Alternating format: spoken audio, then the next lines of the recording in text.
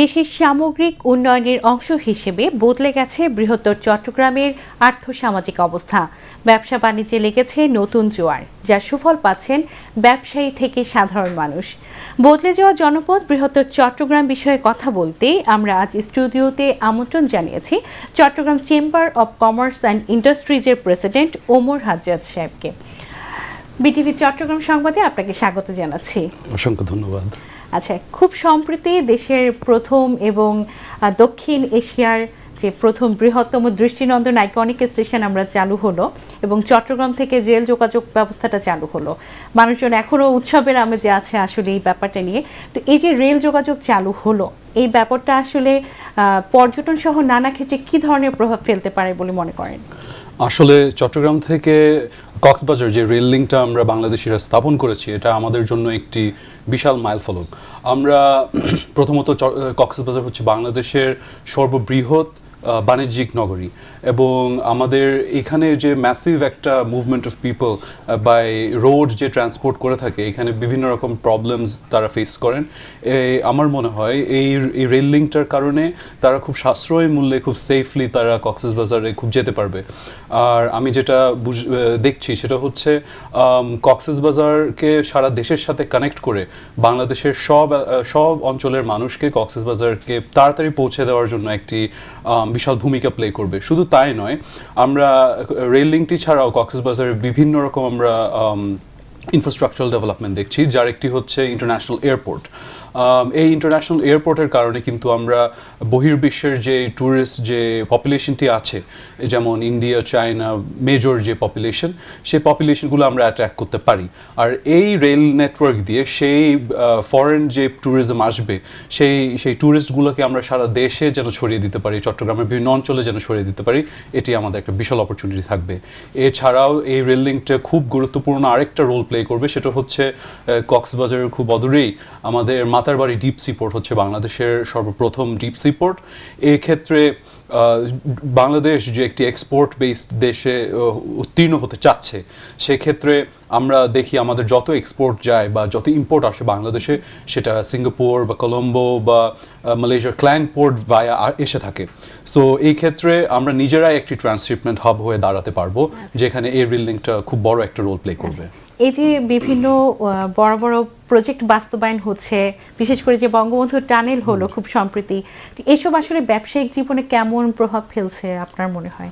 আসলে এটা একটি শুধু টানেলটি নয়, আসলে আমরা টানেল পেয়েছি ঢাকা চট্টগ্রাম হাইওয়েতে সারা জীবন কিন্তু 2 লেন ছিল, এখন সেটি একটি 4 লেনে উত্তীর্ণ হয়েছে। আমরা একটি সার্বিক ইনফ্রাস্ট্রাকচারাল অ্যান্ড কানেক্টিভিটি ডেভেলপমেন্ট দেখছি।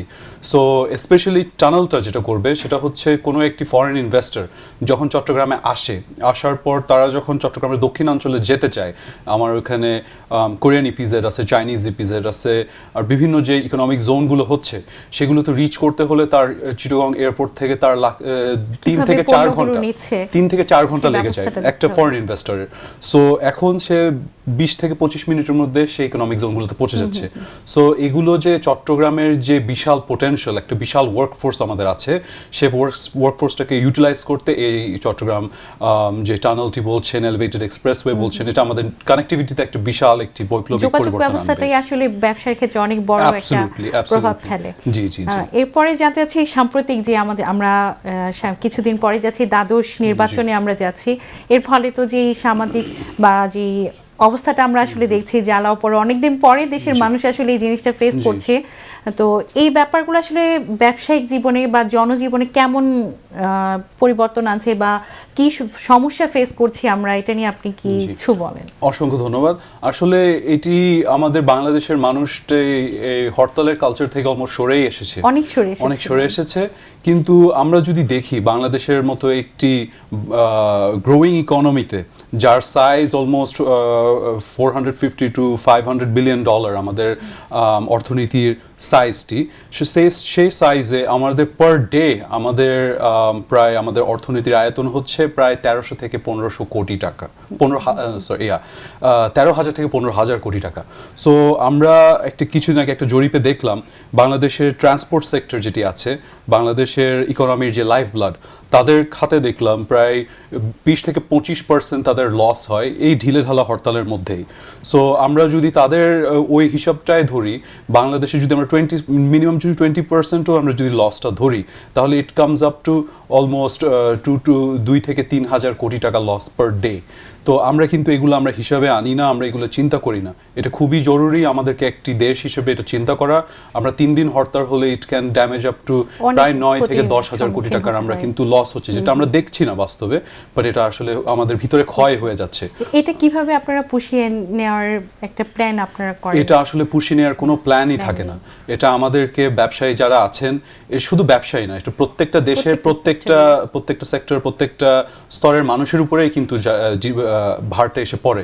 দ্রব্যমূল্য বৃদ্ধি পায় বিভিন্ন দিকে মানুষের অফিসে যেতে কষ্ট হয়, ইন এভরি সেক্টর। জি, তাই এটা আমাদেরকে বাংলাদেশি হিসেবে, ব্যবসায়ী হিসেবে আমরা এটা এই বোঝাটা বয়ে আসছি।